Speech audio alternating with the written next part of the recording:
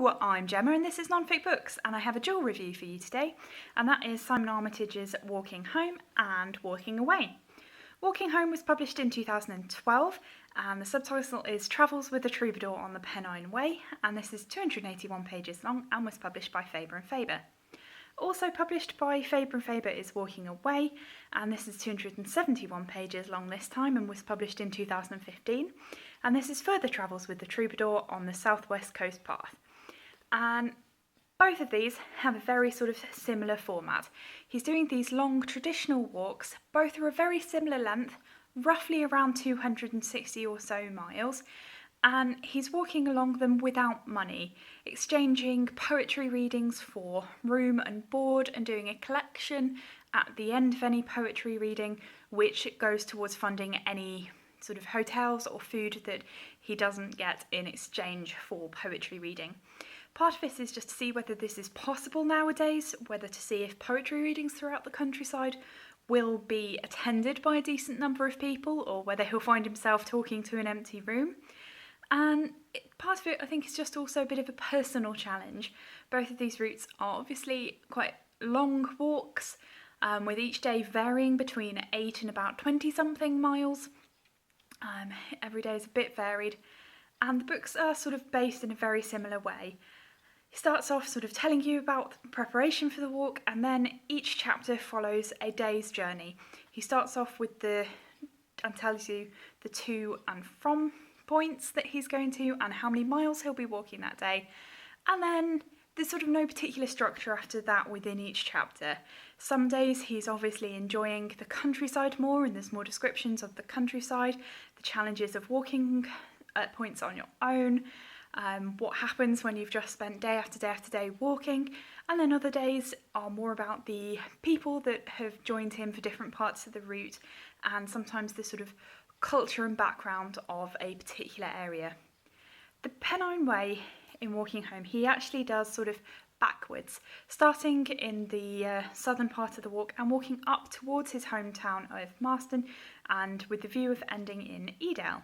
Doesn't quite make it, but gets almost all of the way there, and it's a really sort of fascinating look going through this. And the Pennine Way goes, not the Pennine Way, the southwest coast part. He's walking along the north part of the southwest coast and finishes up towards Land's End, and then catches the boat over to the Scilly Isles, and there's a little bit of walking that he finishes up doing there. I think Walking Home is the slightly stronger of these two books. They're both very enjoyable reads, and if you don't know who Simon Armitage is, he's a wonderful northern poet, so it's not too surprising that his language is really beautiful in this. However, they're not pretentious, and he's got a very dry northern wit and is often quite self-depreciating, and I think that makes these books, it sort of removes any possible pretentiousness and just makes them very charming, and I think you seem to get a sort of strong impression of his personality, which I really like. And he's not afraid to just sort of say where he messes up. He's also not afraid to sort of comment on the people who have helped him in quite a sort of truthful manner. He's never like actively nasty or anything like that, but sort of comments on human nature, which I thought was really interesting. He obviously enjoyed the walk along the Pennine Way more. He enjoyed the landscape, the people. There is just a lot more love felt in this book, and I think that's why out of the two I slightly prefer this one. They're both very strong books, but I think this one is the slightly better one. He is not as enamoured with the scenery and the walk on the southwest coast path, mainly because a lot of the time it's a bit more treacherous, so you can't follow your own thoughts, and you've got to be keeping an eye on where you're treading because the ground is uneven, and you've often got quite a large drop on the side of you, so you've really got to be paying attention. Whereas on the Pennine Way, you're a bit more sort of like in the middle of the countryside, so you can sort of get into a bit of a routine and allow your brain to go off, and he obviously really enjoyed that, and I think as a poet seemed to get a lot more out of that particular walk. However, both of these books are really enjoyable to read. If you know the southwest sort of area, you'll probably enjoy this one more, because I think it is really nice to hear about him talking about places that you do know about, and both of them are really quite charming. He doesn't sort of wax lyrical about how wonderful places are if he just discusses his actual opinions on them. So some people may not like that if they're particularly fond of a place and he doesn't like them. He is quite honest about that. But overall I thought these were really enjoyable. I think the balance between the sort of what it's like to be walking and then interesting funny stories about the people he meets and the sort of bizarre situations you end up in when you're travelling without money were really amusing. So overall I really like these books.